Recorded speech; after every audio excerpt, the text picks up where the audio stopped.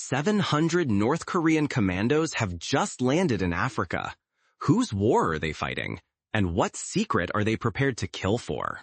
If you think this is just another grab for control, look closer.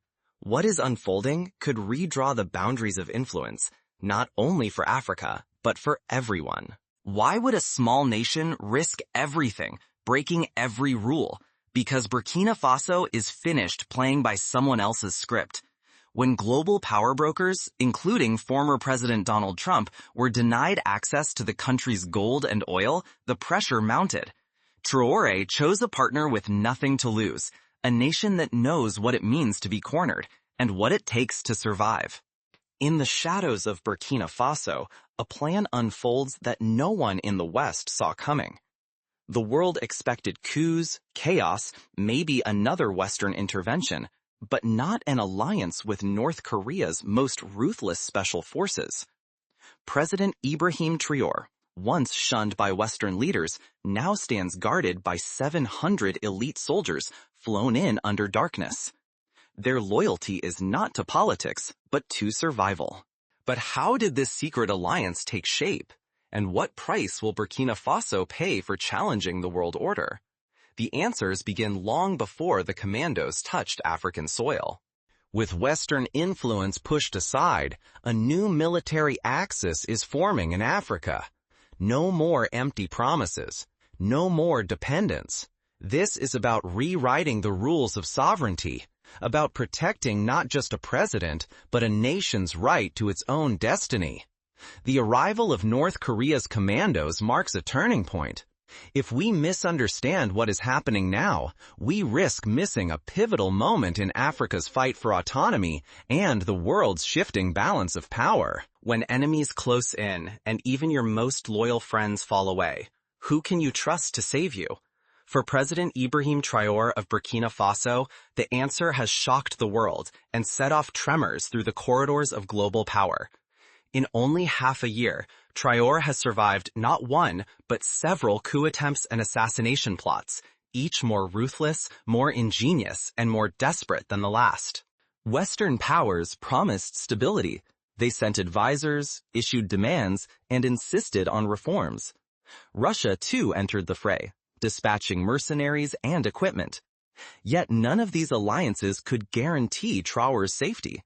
The threats multiplied, trust evaporated, and his circle of confidants dwindled, until, at the edge, almost no one remained. To truly understand the significance, we must recall the infamous coup attempts of other African nations.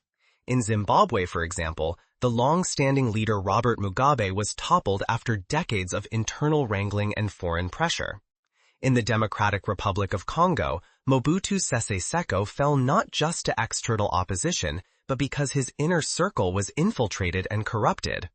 Burkina Faso, learning from these histories, is determined not to repeat past mistakes.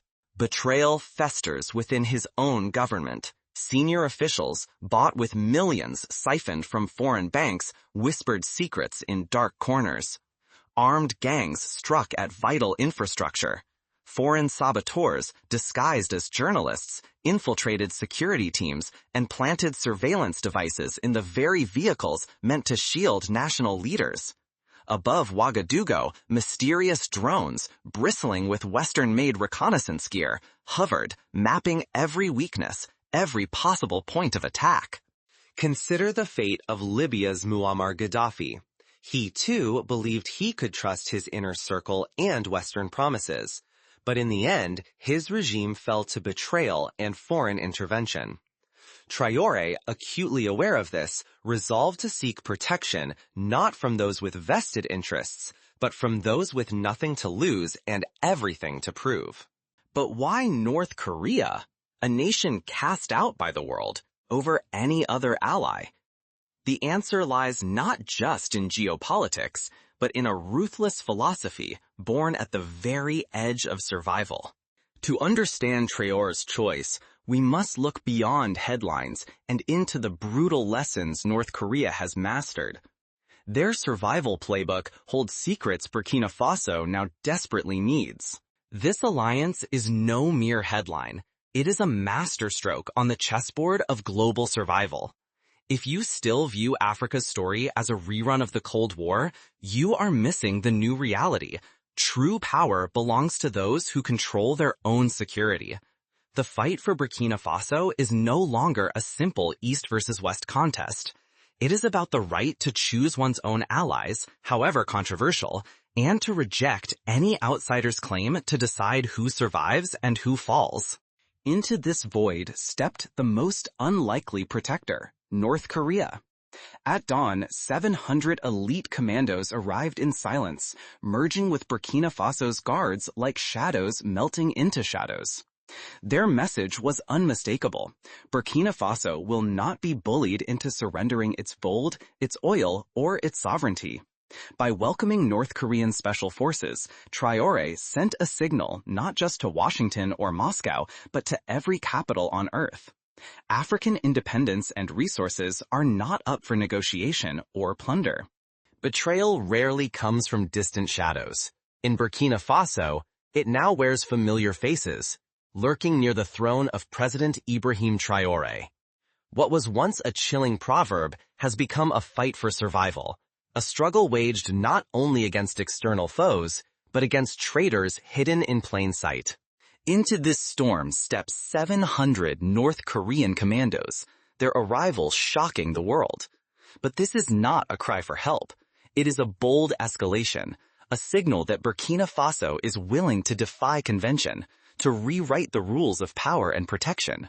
Traore's enemies are everywhere: open threats, secret betrayers, and those who would sell the country from within. Let us consider the historical example of Vietnam, a nation that, despite overwhelming odds, managed to repel both French colonial and American military power. The Vietnamese, like the North Koreans, developed a doctrine of ultra-security, covert operations, and loyalty to the nation above all else. Traore's government is now seeking to replicate this resilience. The Commandos' mission is delivered with ruthless clarity. First, they must guard Traore day and night, whether in the palace's gilded corridors or the chaos of Ouagadougou's streets, against assassins who could be anyone. Second, they are to seize control of the nation's veins, gold refineries, military airfields, digital encryption hubs, any node where sabotage might bleed the state dry. Third, and perhaps most vital, they must forge a new breed of loyalists, teaching Burkinabe operatives the relentless vigilance and counter-coup instincts honed over generations on the Korean peninsula. Western governments braced for chaos. Instead, they witnessed something chillingly precise. The North Koreans, armed with algorithms that parse micro-expressions and routines, advanced anti-espionage tech, and a secretive counter-coup doctrine, launched Operation Steel Dawn. In a matter of weeks, entire webs of internal conspirators were dismantled. Long-trusted advisors and senior officers were unmasked. Patterns of infiltration stretching back decades unraveled almost overnight, exposing rot the country never dared confront. Late at night, in a secure government compound, a North Korean commando quietly observes the behavior of a senior Burkinabe official, noting a subtle hesitation in his voice and a nervous glance at a security camera. Within hours, this official is quietly detained, his connections mapped, and a network of double agents exposed. The message spreads: no one is above suspicion, and no plot will go undetected. But the battle did not remain hidden for long.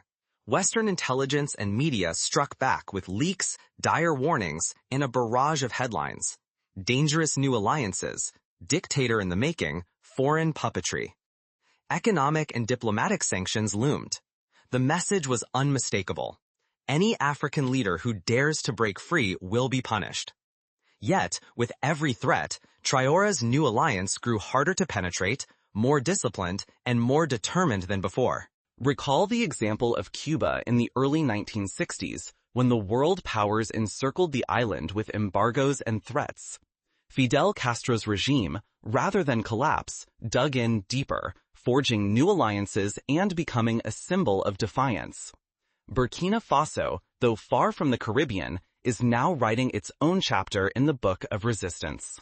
Now, as outrage spreads and old powers scramble to maintain control, Burkina Faso and its partners race ahead, building unseen alliances, forging new loyalties, and breaking the last chains of Western dominance. What hangs in the balance is not just the fate of one president or one country.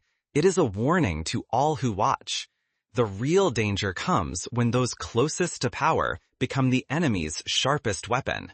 If nations ignore this lesson, they risk falling, again and again, into cycles of dependence, division, and defeat engineered far from their own soil.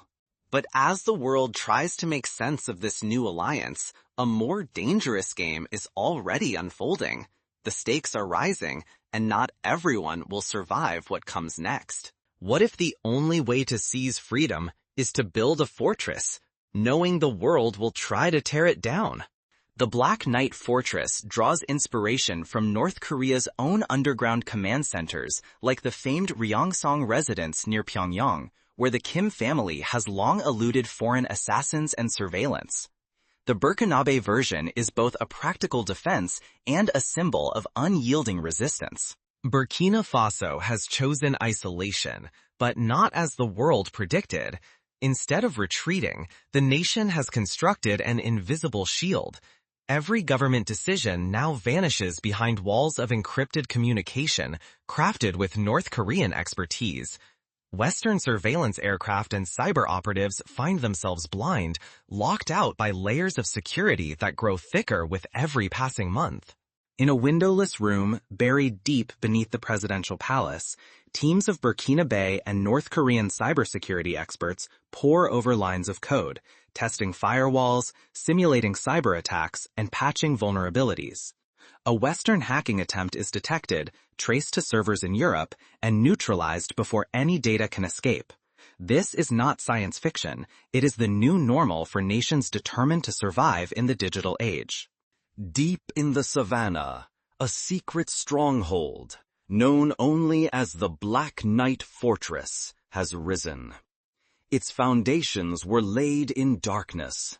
Its labyrinth of defenses, engineered by North Koreans who have spent decades evading the world's fiercest intelligence agencies. Here, a new elite is forged. Loyalists drilled to anticipate coups, to outthink foreign spies, and to move entirely beyond the reach of outside influence. For instance, grain shipments from Venezuela arrive at night, offloaded by hand at remote airstrips. This grain is not only food, but insurance against blockades and economic sabotage. In exchange, Burkina Faso shares rare minerals and military intelligence. The axis grows stronger with every clandestine delivery. But Burkina Faso is not standing alone. In a defiant move, President Traore's government has built a survival axis with Venezuela and North Korea, nations shunned by global powers but united by necessity. Their deals are simple and untraceable: weapons for protection, grain for survival, technology for autonomy. Every transaction bypasses Western banks. Each shipment that arrives is a quiet rebellion against a world order built to keep them weak. Unable to break this alliance with threats or sanctions, Western powers have turned to subtler tactics. Propaganda floods the airwaves. Covert operations and shadowy destabilization efforts ramp up.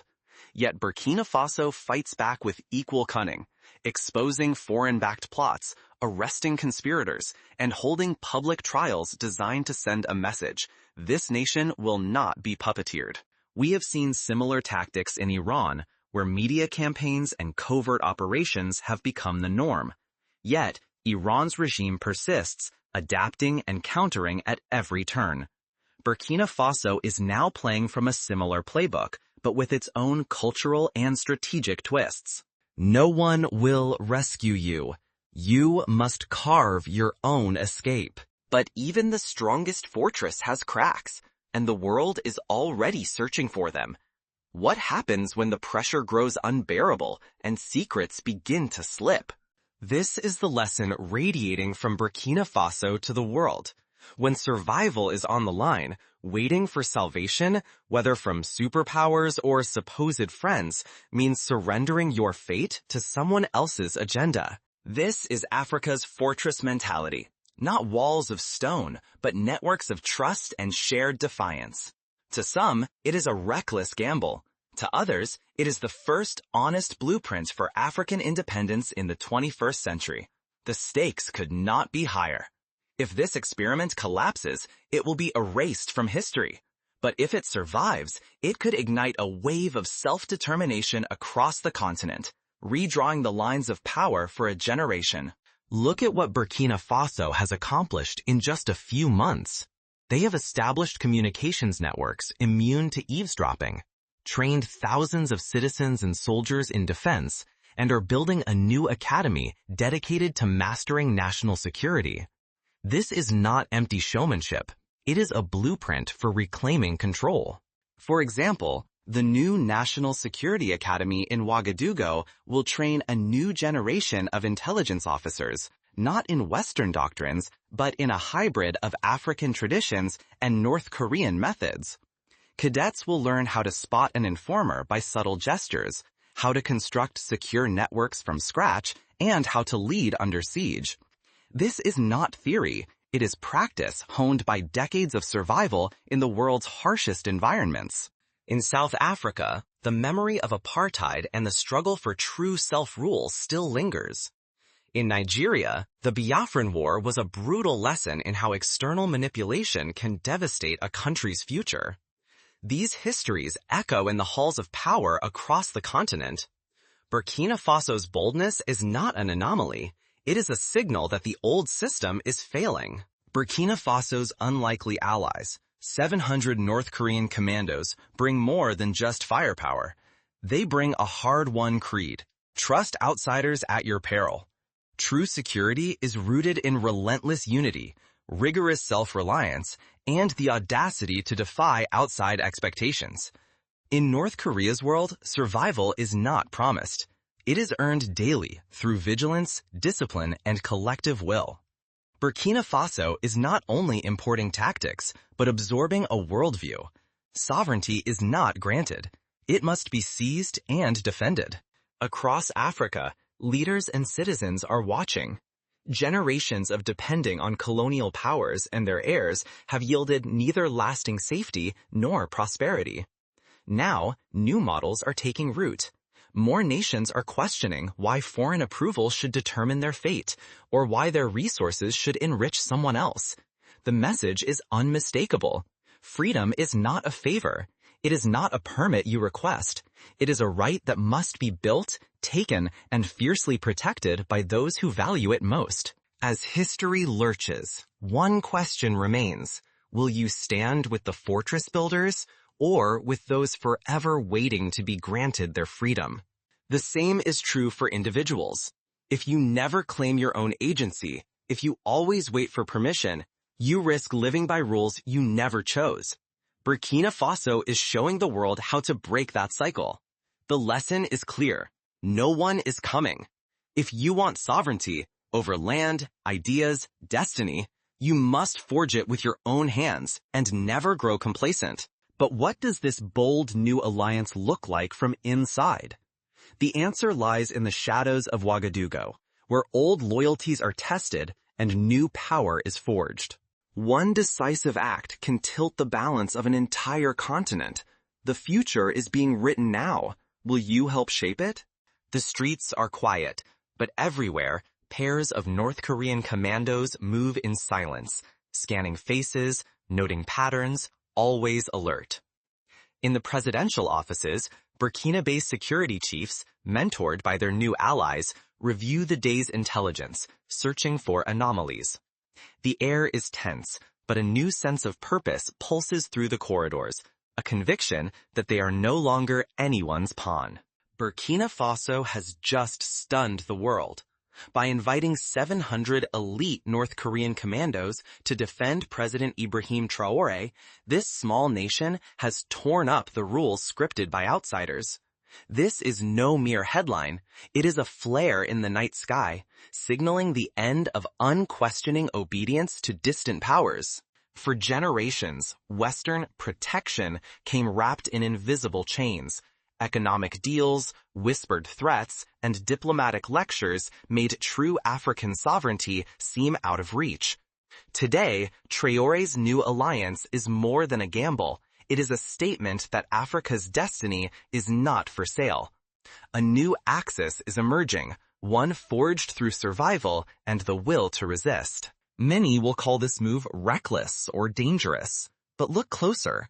Traore is not courting chaos. He is betting everything on genuine autonomy. 700 North Korean commandos are not just bodyguards. They are guardians against coups, mentors in surviving under siege, and proof that strength can grow even in isolation. History pivots on moments like this. The only question is, which side of the story will you choose? This is not a puppet show, nor a pawn's move in someone else's game. It is a shot fired across the bow of every nation that has tried to dictate Burkina Faso's fate, be it by money, threats, or bombs. For those accustomed to pulling the strings, this is the end of their old playbook. Is this the dawn of a stronger, self-determined Africa, or the spark of new conflict? Will you remain a spectator, or raise your voice for the freedoms and futures that count? But these stakes reach beyond governments and generals. They are deeply personal.